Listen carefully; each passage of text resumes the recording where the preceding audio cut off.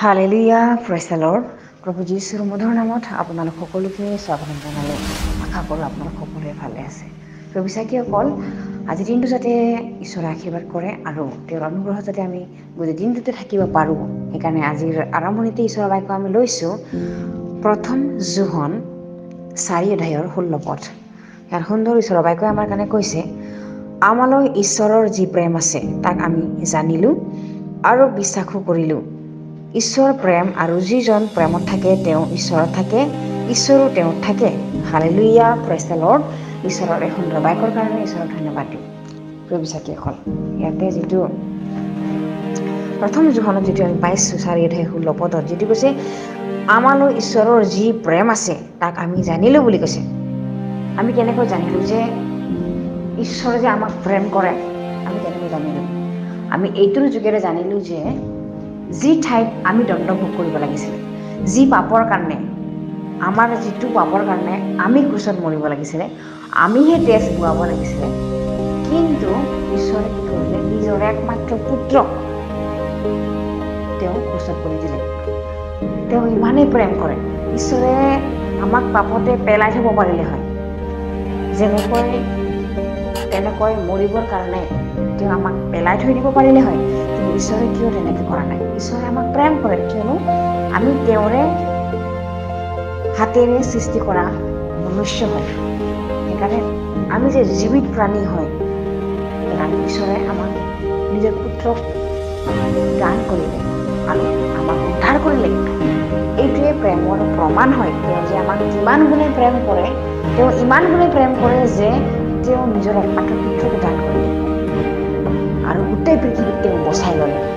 গোটেই পৃথিৱীৰ মানৱ জাতিক তেওঁ বচাই পেলালে, নিজৰ একমাত্ৰ পুত্ৰক দান দিলে। তেওঁ ইমানেই আমাক প্ৰেম কৰে যে তেওঁ নিজৰ একমাত্ৰ পুত্ৰক ঘূৰি নাচালে। তেওঁ গোটেই জগতৰ পাপবিলাক নিজৰ পুত্ৰৰ ওপৰত, যীশু খ্ৰীষ্টৰ ওপৰত ঢালি দিলে। আৰু তেওঁৰ যিটো পাপ কি তেওঁ জানাই নাছিলে। তেওঁ কেনেকৈ পাপ কৰে সেইটো তেওঁ জানা নাছিলে। তেওঁ কোমলীয়া নিচিনা আছিলে, তেওঁ কাটিবনীয়া মেৰ পোৱালি নিচিনা আছিলে, তেওঁ একোৱেই জানা নাছিলে।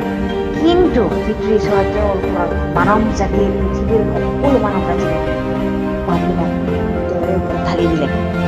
এইটোৱে প্ৰেমৰ চিন হয়। জগতৰ মানুহক বচাবৰ কাৰণে তেওঁ যে নিজৰ একমাত্ৰ পুত্ৰকে দান কৰিলে ক্ৰুচত, এইটোৱে প্ৰেম হয়। আৰু এইটোৰ যোগেদি আমি জানিলোঁ, আৰু বাক্যই কৈ আছে যে ঈশ্বৰ প্ৰেম হয় বুলি কৈছে। ঈশ্বৰৰ যিটো গুণ, ঈশ্বৰৰ যিটো চৰিত্ৰ, ঈশ্বৰৰ যিটো ব্যৱহাৰ, এইটো প্ৰেম হয়। তেওঁৱেই প্ৰেম হয়। তেওঁ এনেকুৱাই ব্যৱহাৰ, প্ৰেম কৰে। তেওঁ দুষ্ট কি, ধাৰ্মিক কি, তেওঁ সকলোকে প্ৰেম কৰে।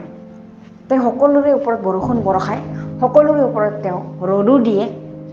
খাবলৈ শস্যবিলাকো ধাৰ্মিকক যেনেকৈ দিয়ে, তেওঁ দুষ্টবিলাককো তেনেকৈ দিয়ে, অধাৰ্মিকবিলাককো তেনেকৈ দিয়ে, তেওঁ জীৱ জন্তুবিলাককো তেনেকৈ দিয়ে, পৰুৱা পিপৰাবিলাককো তেনেকৈ দিয়ে, চৰাই চিৰিকটিবিলাককো তেনেকৈ দিয়ে। তেওঁ একে সমানে চাওতাইছে, কাৰণ তেওঁ গোটেইবিলাকৰ পিতৃ হয়। Hallelujah, praise the lord. কিন্তু তেওঁ যে এই সকলোবিলাকক বচাবৰ কাৰণে নিজৰ একমাত্ৰ পুত্ৰক যে দান কৰিলে, কি দৰকাৰ আছিলে? প্ৰিয় বিশ্বাসীসকল, তেওঁ আমাক পাপৰ পৰা, সেই জ্বলি থকা নৰকৰ পৰা উদ্ধাৰ কৰিবৰ কাৰণে তেওঁ ইচ্ছা কৰিলে। এইটোৱে হ'ল অনুগ্ৰহ। তেনেহ'লে আজি আমি নৰকতে কান্দি চিঞৰি আমি শাস্তি খাই থাকিব লগা হ'ল হয়, কিন্তু ঈশ্বৰে আমাক বচালে তেওঁৰ পুত্ৰৰ বহুমূল্য তেজৰ যোগেৰে। Hallelujah, praise the lord. আৰু ইয়াতে বাক্যই কৈ আছে, আৰু যিজন প্ৰেমত থাকে তেওঁ ঈশ্বৰত থাকে বুলি কৈছে। আৰু যিজন ব্যক্তিৰ, যি মনুষ্যৰ হৃদয়ত প্ৰেম থাকে, আচাৰ ব্যৱহাৰত প্ৰেম থাকে, তেওঁ ঈশ্বৰৰ লগত থাকে। সেইকাৰণে তেওঁৰ চৰিত্ৰ, তেওঁৰ ব্যৱহাৰ প্ৰেমত পৰিপূৰ্ণ হৈছে। ঈশ্বৰ যে তেওঁৰ অন্তৰত আছে, তেওঁৰ হৃদয়ত যে ঈশ্বৰ আছে আৰু তেওঁ যে সদায় ঈশ্বৰৰ লগত থাকে, এইটোৱে প্ৰমাণ যে তেওঁ প্ৰেম কৰিবলৈ শিকিছে। আৰু যিজন ব্যক্তি ঈশ্বৰৰ কাৰণে ভয় কৰে তেওঁ ধৈৰ্যত থাকিব। আৰু বাইবেলে কৈছে ঈশ্বৰে তেওঁ থাকিব দিছে। যিজনে প্ৰেম কৰে, যিজনে ধৈৰ্যত থাকে, যিজনে সকলো সহ্য কৰি থাকে প্ৰেমৰ কাৰণে। বহু মানুহ নাভাবি নিচিন্তি কথা নকয়, কথা কয়, তৰ্ক লাগে, কিন্তু এইটো তেওঁ গম পায় তেওঁ অজ্ঞানেই কাম কৰিছে। কিন্তু যীশুখ্ৰীষ্ট তেওঁক যেতিয়া মাৰিবলৈ লৈ গৈছিল তেওঁ মুখেদি এটা মাত নোলালে। তেওঁৰ মুখখন বন্ধ কৰাৰ দৰে তেওঁ মনে মনে থাকিলে। কিয়? তেওঁ জ্ঞানী আছিল, তেওঁ প্ৰেম কৰিছিলে, তেওঁ পিতৃক প্ৰেম কৰিছিলে। সেইকাৰণে তেওঁ পিতৃৰ আজ্ঞাটো পালন কৰিব মনে মনে চুপচাপ কৰি পিতৃক প্ৰেম কৰাৰ কাৰণে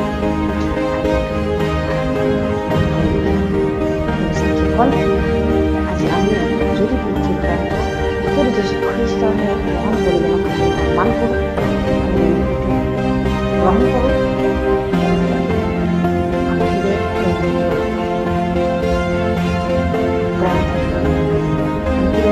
তিৰস্কাৰ কৰিব নালাগে, অপকাৰ সলনি অপকাৰ কৰিব নালাগে। আমাৰ সকলো চিন্তাৰ ভাৰবিলাক আমি যীশুতে সমৰ্পণ কৰিব লাগে।